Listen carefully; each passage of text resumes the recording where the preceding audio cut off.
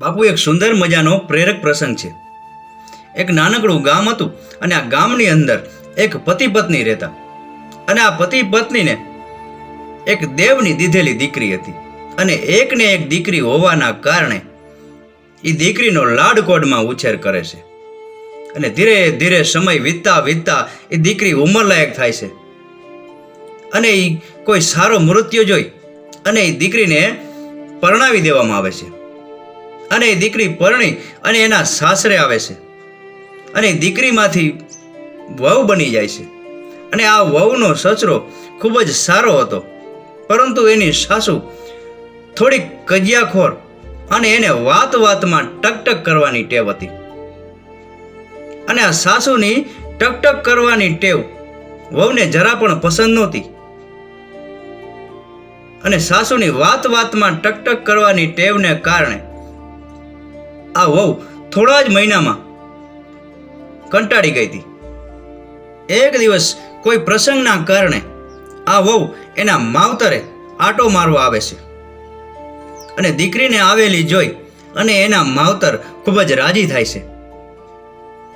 અને આ દીકરીની માં દીકરીનો ચહેરો જોઈ અને અંદાજો લગાડી દે છે કે મારી દીકરીને સાસરિયામાં કંઈક દુઃખ છે. એટલે એની દીકરીને એકાંતમાં બોલાવી અને કહે છે કે દીકરી, મને લાગે છે કે તું સાસરિયામાં દુઃખી છે. તને જે કંઈ પણ વાતનું દુઃખ હોય એ તું મને પેટ છૂટી વાત કરી દે. એટલે એ દીકરી એની માને ભેટી અને રોઈ પડે છે. અને એની માને કહે છે કે માં, મને બીજું કોઈ દુઃખ નથી, પરંતુ મારી સાસુ વાત વાતમાં ટકટક કર્યા રાખે છે અને એનું ટકટક મને ગમતું નથી. અને ક્યારેક તો મને એટલો ગુસ્સો આવે છે કે મને થાય છે કે હું મારી સાસુને મારી નાખું કે હું પોતે મરી જાઉં. અને એની માં એની દીકરીને કહે છે કે દીકરી, આવું ન કરાય. તું તારી સાસુને મારીશ તો તારી જિંદગી આખી વેડફાઈ જશે, તારો સંસાર આખો રોડવાઈ જશે અને તારે આખી જિંદગી જેલમાં વિતાવવી પડશે. દીકરી એની માને કહે છે કે માં, તો મારે શું કરવું? હું તો આ રોજે રોજની ટકટકથી કંટાળી ગઈ છું. હવે તું જ મને કોઈ રસ્તો દેખાડ. એટલે એની માં કહે છે કે મારી પાસે એક એવી દવા છે કે રોજ થોડી થોડી કોઈ વ્યક્તિને એ આપવામાં આવે ને તો 6 મહિનામાં એ દવાના અસરના કારણે વ્યક્તિનું મૃત્યુ પામે છે. એટલે એ દવા હું તને આપીશ અને એ દવા તારે રોજ થોડી થોડી તારા સાસુને જમવામાં આપવાની છે. અને એ દવાની અસરના કારણે 6 મહિનામાં તારી સાસુ મૃત્યુ પામશે. અને કોઈ લોકોને તારા ઉપર શંકા પણ નહીં જાય. અને 6 મહિનામાં તારી પીડા દૂર થઈ જશે. અને આ દીકરી પોતાના આંસુ લૂછતા એની માને કહે છે કે માં, એ દવા મને તું જલ્દી બતાવ. ક્યાં રાખી છે એ દવા? તું મને જલ્દી લાવ. અને દીકરી મનોમન રાજી થાય છે અને હરખાય છે કે 6 મહિનામાં મારી પીડા, મારી કરતર, મારી તમામ મુશ્કેલીઓ દૂર થઈ જશે.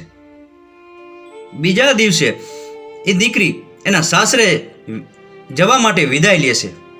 અને એની માં એ દીકરીને કહે છે કે દીકરી, હું તને આ દવા તો આપું છું, પણ સાથે સાથે તને એક સલાહ પણ આપું છું. અને તારે એ મારી સલાહનું પાલન કરવાનું છે. તારે તારા સાસરિયામાં એક આદર્શ વહુ બનીને રહેવાનું છે. તારી સાસુ ગમે એટલું ટકટક કરે, તને ગમે એટલું સંભળાવે, ગમે એટલું કહે, તારે એની સામે એક પણ શબ્દ ઉચ્ચારવાનો નથી. અને તારે તારી સાસુનું ટકટક મૂંગા મોઢે સહન કરવાનું છે. અને જેથી કરી અને લોકોને શક પણ નહીં થાય. અને તારે આ દવા રોજે રોજ તારી સાસુના જમવામાં થોડી થોડી નાખવાની છે. અને 6 મહિનામાં તારી સાસુનું મૃત્યુ થશે અને લોકો તારા ઉપર શક નહીં કરે અને તને એક આદર્શ વહુ તરીકેનું બિરુદ આપશે. અને દીકરી રાજી થઈ અને એની માની સલાહ લઈ અને એ દવા લઈ અને પોતાને સાસરે આવે છે. અને એ જ દિવસથી આનું દીકરીનું વર્તન સાવ બદલાઈ જાય છે. અને એની સાસુ ગમે એટલું ટકટક કરે છે અને આ વહુ મૂંગા મોઢે સાસુનું ટકટક સહન કરી લે છે અને હસી અને એની સાસુને જવાબ આપે છે. રોજે રોજ આ વહુ એના સાસુના જમવામાં થોડી થોડી દવા નાખે છે. અને એની સાસુ ગમે એટલું ટકટક કરે, આ વહુ મૂંગા મોઢે સહન કરી લે છે. એક કાનેથી સાંભળી અને બીજા કાને કાઢી નાખે છે. અને એની સાસુને હસતા હસતા જવાબ આપે છે. અને એકાએક આ વહુનું વર્તન બદલાયેલું જોઈ અને સાસુમાં પણ થોડો ઘણો બદલાવ આવે છે. અને એ પણ ટકટક કરવાનું બંધ કરી દે છે અને એને પોતાની વહુ ઉપર પ્રેમ ઉભરાઈ આવે છે. અને જે સાસુ પોતાની વહુને નીચા દેખાડવાનો પ્રયાસ કરતી, પોતાની વહુને વાત વાતમાં ઉતારી પાડવાનો પ્રયાસ કરતી, એ જ સાસુ એ વહુના વખાણ કરતા થાકતી નથી. આડોશ પાડોશમાં અને ગલીઓ શેરીઓમાં એની વહુના પેટ ભરીને વખાણ કરે છે. અને પોતાની સાસુનું વર્તન બદલાયેલું જોઈ અને વહુને પણ એની સાસુ પ્રત્યે પ્રેમ ઉભરાઈ આવે છે. અને એકાએક એને યાદ આવે છે કે મારી સાસુ હવે 2-4 મહિનાનું મહેમાન છે, તો મારી સાસુ કેટલા સારા છે. અને વહુને એની સાસુમાં એનો માનો ચહેરો દેખાય છે અને એ સાસુને પોતાની માં સમજે છે. અને પોતાને ભૂલ થાય છે કે હું તો મારી સાસુના જમવામાં રોજે રોજ આ ઝેર નાખું છું અને આ ઝેરના કારણે મારી સાસુ મરી જશે. મારી સાસુ કેટલા સારા છે. અને એક દિવસ એ દીકરી એના માવતરે જાય છે. એ દીકરી એની માને કહે છે કે માં, મારી સાસુનું વર્તન એકાએક બદલાઈ ગયું છે. મારી સાસુનો સ્વભાવ બિલકુલ તારા જેવો થઈ ગયો છે અને મને મારી સાસુમાં તારો ચહેરો દેખાય છે. અને માં, હું ધારું છું કે મારી સાસુ ઘણું લાંબુ જીવે. હું મારી સાસુને મારવા માંગતી નથી. હું તારી પાસેથી જે દવા લઈ ગઈ છું એ દવાનો હું ઉપયોગ કરવા માંગતી નથી. અને એ દવાની અસર દૂર થાય એવી કોઈ મને બીજી દવા બતાવ. હું મારી સાસુને મરતા નહીં જોઈ શકું. માં, મને મારી સાસુમાં તારો ચહેરો દેખાય છે. મને મારી સાસુ મારી માં જેવી લાગે છે.